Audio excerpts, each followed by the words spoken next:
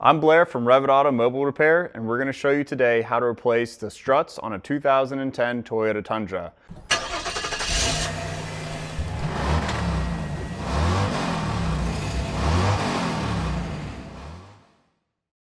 The first thing that you're going to want to do is jack up the front of the vehicle equally on both sides. It's going to be very important that you remove the sway bar bushings and the sway bar end links first. The sway bar end links, the bushing that I'm talking about, will show you later in this video, but more on that. Let's go ahead and get started. So the first thing I'll do is take a 22mm socket and I'll remove these lug nuts. Now with those out of the way, I'm going to use this as my seat for the rest of this job. When you're in this service position, you're going to want to take note of a few things. The first and foremost is your front brakes. This is going to be the best time for you to inspect your front brakes because you're tiring wheels off. You'll also want to check and make sure that your upper ball joint and your lower ball joint don't have any play. It's a lot easier to make play happen when you have these wheels and tires on because you can shake the whole wheel and tire while someone else is looking underneath to look for any sort of motion. The first thing to do is lubricate with penetrating oil these top 4 bolts. And these top 4 bolts are on top of the strut assembly. And this middle bolt here you don't want to touch. That's what holds all the preload from this spring assembly. So go ahead and put penetrating oil on these 4 top bolts, and you're going to be removing those here shortly. You're going to want to remove the lower sway bar bracket, and all you have to do is remove one bolt that secures that in, and that is going to allow you to raise the sway bar end link and lower the control arm, the lower control arm, even further. Then we're going to go ahead and remove this upper ball joint by giving this a good couple whacks with a hammer, and that's going to come out of the way and allow us to undo the rest of our assembly here for the suspension and remove our front shock strut assembly. We're just going to remove the sway bar end link first. That's going to be our first task.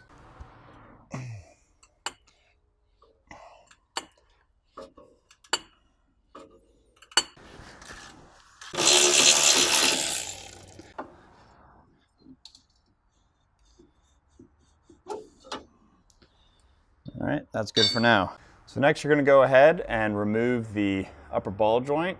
So you're just going to grab this little cotter pin and you just pull it out. You're going to unhook it from here and pull it down out of the way. So you see it's got a little hook in there. And then you just pull it straight out. And I'm using a 19mm deep socket with a flexible 1/2" breaker bar.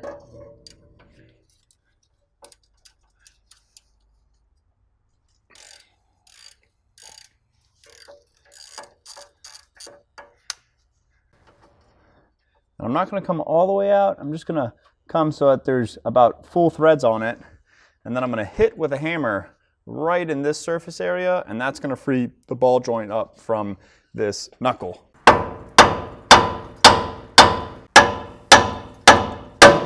Pops loose. And then you're going to go ahead and take a jack, a floor jack, and put it underneath this to secure the control arm. Now that we've got that on there, go ahead and continue with the removal of that 19mm bolt, which is a castle nut.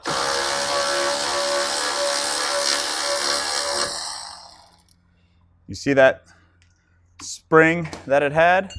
And then you'll want to use a bungee cord to secure this knuckle, the part of this top of this knuckle, while you're working with the rest of the suspension, because you don't want it drooping and putting any strain on this brake hose or this ABS line right here. We're about halfway there on the removal side. All right, so you're just going to go ahead and bungee cord this and to hold it up so it doesn't hurt this harness or the brake hose assembly itself. Now we've got plenty of slack. We're not going to have any issues with any tears. And now we're going to start working on these top 4 14mm nuts.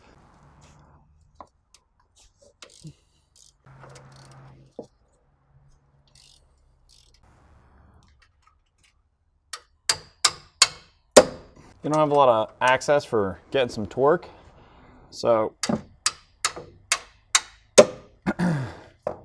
can just use a light tapping of a hammer to make it an impact. Now surprisingly, you have more room on the driver's side than the passenger side to do this repair.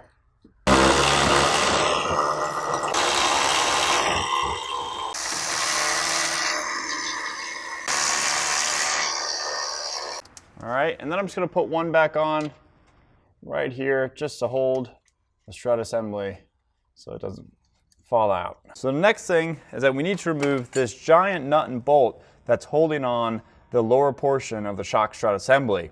And it's a lot easier to go with the shortest portion that needs to be removed. And what I mean by that is if we applied torque here, it would take an exorbitant amount more torque to remove this as opposed to if we went on the other side, which just has a bolt. So we're going to go ahead and we're going to remove this bolt and nut assembly, which holds in the lower portion of the strut and coil assembly, the coilover on this truck. And what we're going to do is we're going to remove the nut because it requires less force to remove the nut than it does to remove the bolt. So I'm going to come in with my impact gun and a 22-inch socket and make a lot of noise. That guy's all the way out.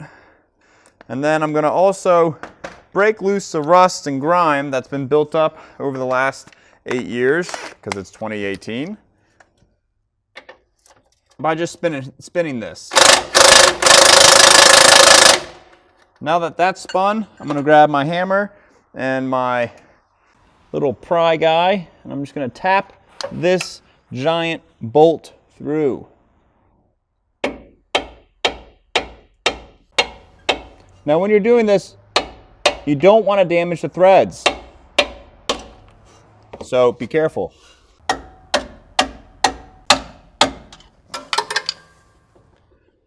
And sometimes it just helps to use the impact and spin it to remove it. Okay, so now we're going to go ahead and work around our bungee cord here a little bit, and we're going to make sure that we get this sway bar kind of a little bit more loose.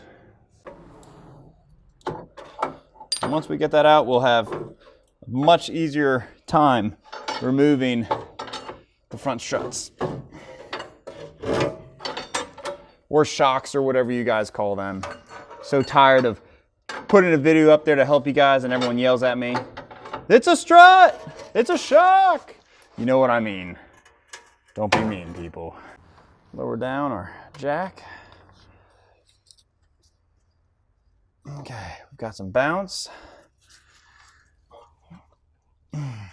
Alrighty. So I'm just gonna pick this small little hole here. I'm prying really gently. Not going to leave a dent or anything. We're just going to push down this lower control arm so we can lift out the strut. Now it's important to get the lower portion out before you get the top part out. Much harder to get it out the other way. So we'll just come up, push down and out, and then drop it down. Pull it towards us and snake it out. Now remember, you don't want to touch this bolt ever. Never ever touch it. This is actually holding the spring in tension. So if you remove that, this spring will literally just pop off, and I've heard terrible stories of it hurting people, killing people, paralyzing people, all sorts of crazy stuff. So just don't fuss with this bolt here. You're only messing with these four right here.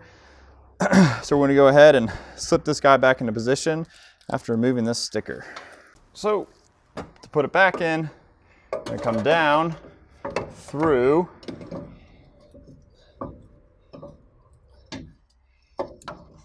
here, and they're going to come right back up.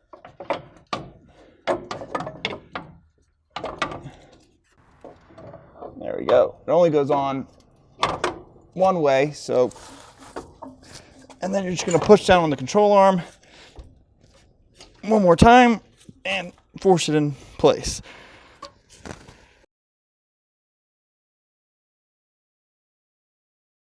I'm going to give it just a couple taps to seat it as I press down on the control arm. There we go. That's the hard part. So now we're going to go ahead and just kind of lightly thread these guys on. And these are 15 millimeter, and they are locking nuts. The tops of them have been pinched together so that it grabs and does not come out. All right, so we're just going to put this lower bolt in.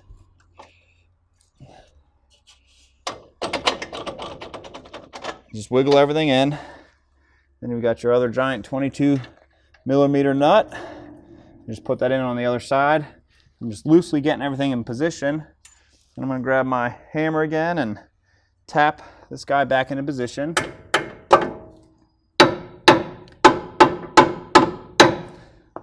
Alrighty, and then we're going to use the jack to raise this guy back up a little bit. All right, now we've got everything nice and snugged up. So I'm going to go ahead, use this impact gun to put the lower bolt all the way on.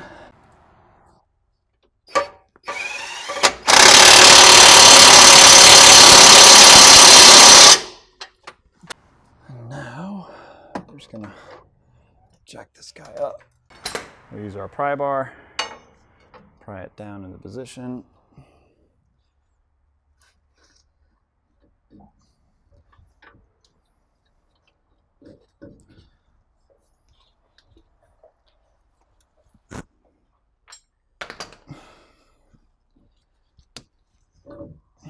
And snug this up.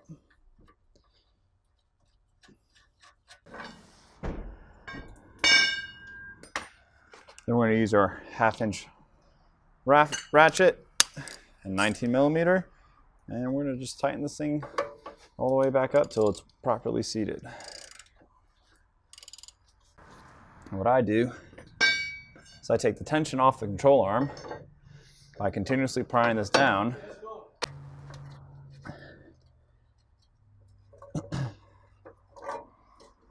All right.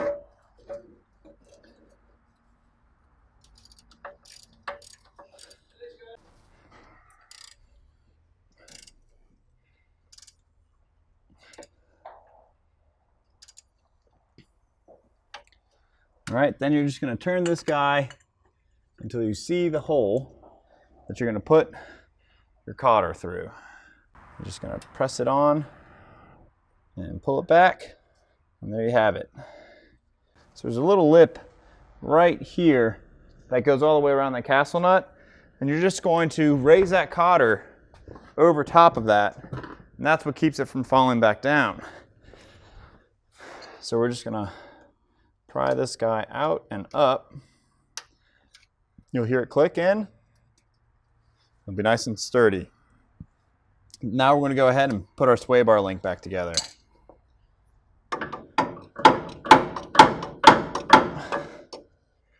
Just jack up the car a little bit to give us some help.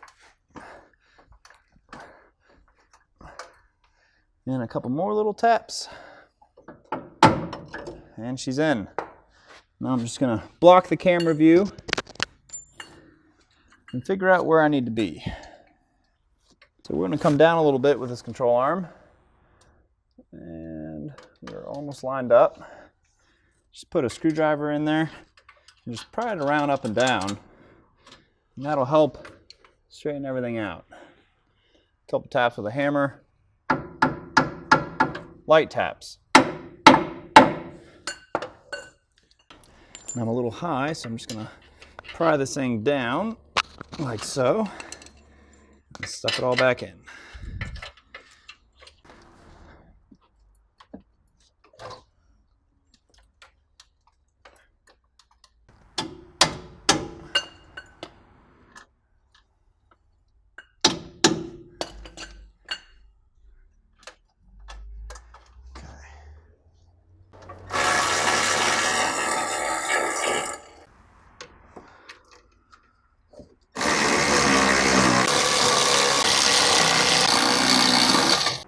Whenever you're messing with the suspension of a vehicle, it's typically a good idea to do an alignment afterwards. Now, we're not too concerned with this strut swap because typically the struts are the same length, but even if there is an inch or a 1/2 inch or 1/8 inch difference, that can throw off your alignment. So go ahead and get a free alignment check at your local tire and alignment shop. The next thing to take note of is make sure that whenever you're in the service position here, that you're not putting any tension on any of the brake hardware. And by brake hardware, I'm specifically talking about the brake hoses. One of the things that I did when I was sitting on the chair here, which I use as my wheel and tires as my chair, is I left my knee up against the brake pad, rotor, and caliper assembly and was continuously pushing it towards the car. This reduces the wear and tear and the stress that you're going to put on your hose when you're doing the service position. The other thing is to use leverage as much as you can. You're going to be frustrated here because there's not a lot of space to work on the top of this strut assembly, and you're only going to be able to get in there with probably an open and closed end wrench. After that, it's pretty much smooth sailing. Make sure everything's lubricated. When you're done, torque it all to factory spec, which you'll see in the description. And as always, thanks for watching and happy motoring.